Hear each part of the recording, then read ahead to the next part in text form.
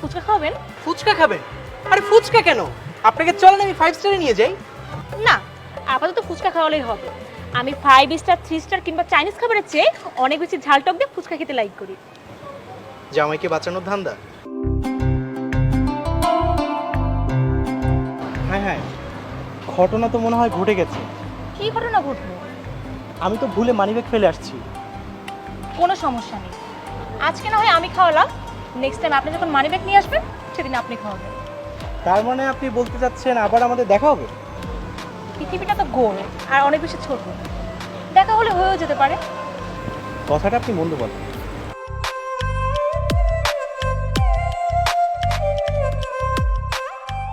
বাবা, আচ্ছা মানে তুই তো প্রতিদিন সন্ধ্যার আগে বাড়ি ফিরে আসিস, আজকে তো রাত হলো কেন তোর? বাবা আমার একটা এক্সট্রা ক্লাস ছিল তাই লেট হয়ে গেছে। হ্যাঁ, তোর স্টাডি কেমন চলছে? এই তো ভালো। আচ্ছা ঠিক আছে, তাড়াতাড়ি ফ্রেশ হয়ে কিছু খেয়ে নে, তোকে খুব শুকনো দেখাচ্ছে। আচ্ছা, আচ্ছা মা শোন তো, আচ্ছা এই রনির সাথে তোর কথাবার্তা হয় না? হয় কিন্তু সব সময় হয় না, মাঝে মধ্যে। মাঝে মধ্যে হলে কি হবে? আরে বাবা, ওর সাথে তোর কিছুদিন পর বিয়ে হবে, এখন তো ওর সাথে বেশি বেশি কথা বলে ফ্রি হয়ে নিতে হবে, তাই না? আমি চাই তোরা নিয়মিত কথাবার্তা বলে নিজেদের মধ্যে বোঝাপড়াটা করে নে। বাবা রনি না কেমন জানো, ওর সঙ্গে আমার কোনো বিষয় ম্যাচ করে না। এটা কোনো বিষয়ই না। রনির জন্ম বেড়ে ওঠা সব হচ্ছে কানাডায়, তাহলে কালচারগত একটু সমস্যা তো হবেই। এটা কোনো বিগ ডিল না, তুই এটা নিশ্চয়ই ম্যানেজ করে নিতে পারবি। বাবা তারপরও। এখানে আর তারপর বলে কিছু নেই। কিছুদিন পরে রনি তার ফ্যামিলি নিয়ে দেশে আসছে বিয়ে করার জন্য।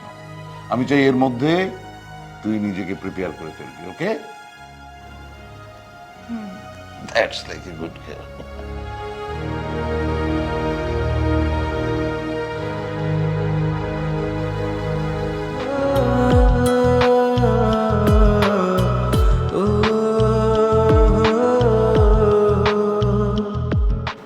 হায় আল্লাহ, সূর্য আজকে কোন দিকে উঠেছে? আপনি আমাকে কল করেছেন? মানে আমি কি স্বপ্ন দেখছি নাকি সত্যি?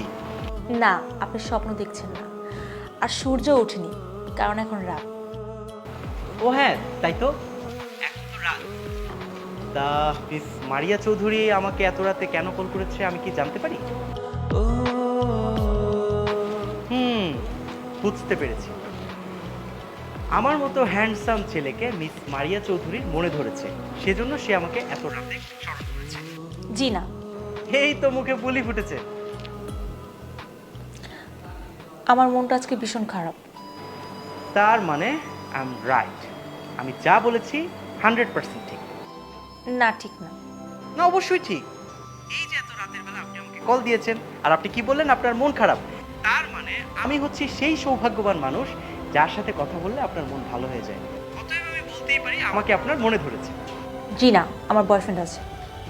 তার মানে আপনি আমাকে প্রক্সি বয়ফ্রেন্ড হিসেবে চালাচ্ছেন? ইন্টারেস্টিং, বিষয়টা মোটেও খারাপ না। আপনি না আসলে একটা বাদর ছেলে, মুখে যা আসে তাই বলে দেন। শুনুন মিস চৌধুরী, আমি ডাইরেক্ট কথার মানুষ। আপনার যদি বয়ফ্রেন্ড থেকে থাকে তাহলে আপনি ব্রেকআপ করে ফেলবেন, আর যদি আপনার বিয়ে হয়ে থাকে, যদি আপনার হাজবেন্ড থাকে তাহলে আপনি ডিভোর্স দিয়ে দিবেন, আর যদি বাচ্চা কাচ্চা থাকে তাহলে সেটার দায়িত্ব আমার কোনো সমস্যা নেই। ছ্যাঁচড়া একটা। এই যে মিস চৌধুরী শুনুন, ছ্যাঁচড়া বলুন আর যাই বলুন, আমার মতো ছেলে হাজারে কেন লাখে কেন কোটিতেও একটা মিলবে না। একবার যদি আমাকে মিস করে ফেলেন তাহলে সারা জীবন হারিকেন দিয়ে খুঁজেও কিন্তু পাবেন না। আচ্ছা বাদ দেন, কালকে কি ফ্রি আছেন? আরে ফ্রি নেই মানে? ফ্রি না থাকলেও তো আপনার জন্য ফ্রি হয়ে যাব। মানি ব্যাগ কিন্তু আবার ভুলে বাসায় রেখে আসবেন না।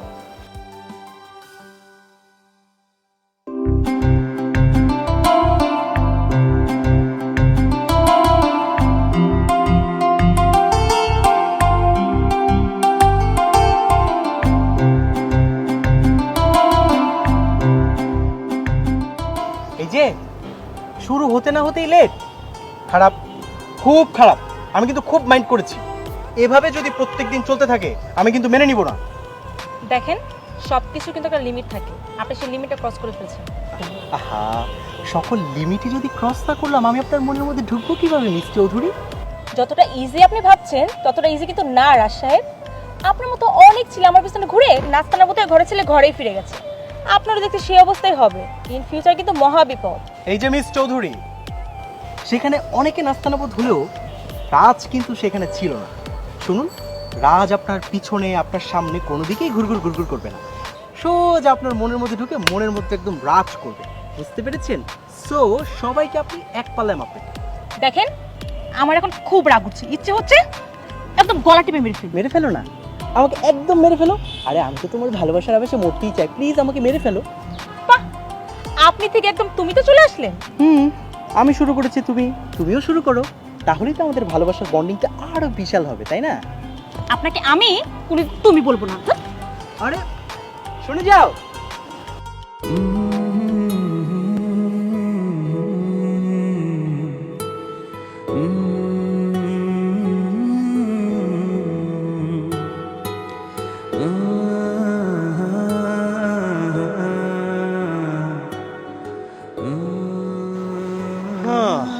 কংগ্রাচুলেশন, অবশেষে তোর কপালে একটা পাত্রী জুটলো। আল্লাহই জানে, না জানি কার কপাল পড়ছে। আমার তো একটা হিল্লা হয়েছে, তোর তো কপালে ওইটাও জোটে না। জুটে না মানে? শোন, আমার কপালে ঠিকই জুটে, কিন্তু এই যে দিলটা আছে না, এই দিলটা তো সায় দেয় না। তুই তো খুব ভালো করেই জান। আরে ভাই থাম তো, তুই কি কইবি এটা আমি জানি। ওই চৌধুরী সাহেবের মায়ের সাথে প্রেম করবি তো পৃথিবী উল্টা গেলেও তোর এই স্বপ্ন পূরণ হইব না। আর ওই ল্যাংটা কাল থেকে তোর এই বাণী শুনতে শুনতে কানটা একদম পচে গেছে। তোর কথাটা আমি খুব মাইন্ড করলাম। এতদিন শুধু শুনছস, এখন দেখবি আর ফুকবি, দেখবি আর ফুকবি। ছোটবেলা থেকে তো ভুগতেছি। শোন, আমি আমার জানের জিগারের দেখা অলরেডি পেয়ে গেছি। সবাই বিয়ের পর জামাইয়ের টাইটেল লাগায়, কিন্তু আমি কি করবো জানিস? আমি আমার বউর টাইটেল লাগাবো। বিয়ের পর যখন আমার নামের পাশে থাকবে চৌধুরী, রাজ চৌধুরী, শুনতেই কেমন ভালো লাগে। তুই চাইলে তখন তোর বন্ধুর টাইটেল লাগাইতে পারস, নবীন চৌধুরী। গাছের কাঁঠাল গোফে তেল। কিরে গুনগুনে কি কস? আরে মামা কইলাম অভিনন্দন অভিনন্দন। Thank you. ঠিক আছে, আমি যাই আজকে, তোর লোকে পরে দেখা হবে। হ্যাঁ, যা।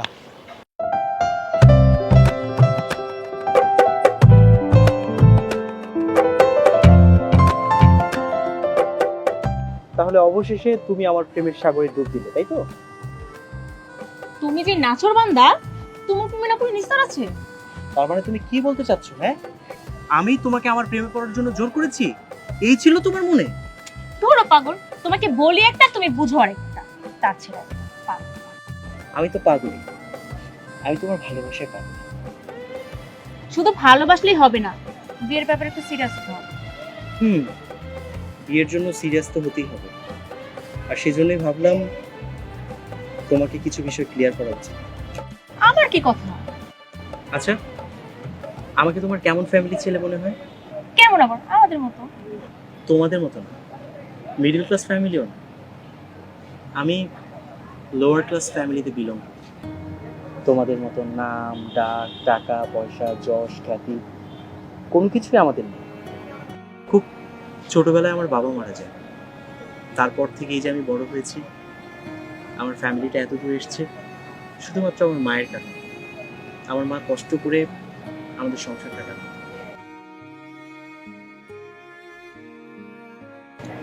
এইসব কথা আমাকে আগে কেন বলবো? বলিনি তোমাকে হারানোর ভয়ে, কারণ আমি তোমাকে হারাতে চাই না। আসলে ছোটবেলা থেকে সিনেমা দেখতে দেখতে না আমার মধ্যে একটা ফ্যান্টাসি তৈরি হয়েছিল, চৌধুরী সাহেবের মেয়েকে বিয়ে করবো, মন প্রাণ উজাড় করে ভালোবেসে তাকে বউ বানাবো। আসলে আমাকে যতটা বাউন্ডুলে তুমি দেখছো, আমি কিন্তু মোটেও তেমন না। ছাত্র হিসেবেও মোটেও খারাপ না, অনার্স মাস্টার্সে ফার্স্ট ক্লাস ফার্স্ট, কিন্তু তবুও আমি কোনো চাকরি করতে পারছি না। কেন জানো? কারণ আমার ফ্যামিলির মধ্যে আমার বাপ দাদার 14 গোষ্ঠীর মধ্যে ভালো জব করে না। আর আজকাল চাকরি পেতে হলে তো সুপারিশ ছাড়া ঘুষ ছাড়া হয় না। এসব কথা তোমার কাছে এখন মূল্যহীন আমি জানি, আমি অন্যায় করেছি, কিন্তু বিয়ের মতো এত বড় একটা সিদ্ধান্ত নেওয়ার আগে আমার মনে হয়েছে এইসব বিষয় তোমার জানা প্রয়োজন, আর সেজন্যই আজকে তোমার সাথে দেখা করলাম। তুমি যদি আমাকে ক্ষমা না করো, আমি নিজেকে ক্ষমা করতে পারবো না। আজকে তোমার সাথে না আরেকটা বিষয় শেয়ার করার জন্য দেখা করছি। আমার মা মৃত্যুর সাথে পাঞ্জা লড়ছে, উনি তোমাকে দেখতে চেয়েছে। আমার মায়ের শাড়ি ভীষণ পছন্দ, শাড়ি পরে যদি তুমি ওনার সামনে যাও, ওনার অনেক ভালো লাগবে। কিন্তু আমি জানি গরিবের স্বপ্ন তো কখনো পূরণ হয় না, আমার এই শখটাও পূরণ হবে না। আমি তোমার সাথে অন্যায় করেছি, তোমার কাছে আমি হাত জোর করে ক্ষমা চাচ্ছি, পারলে আমাকে ক্ষমা করে দিও।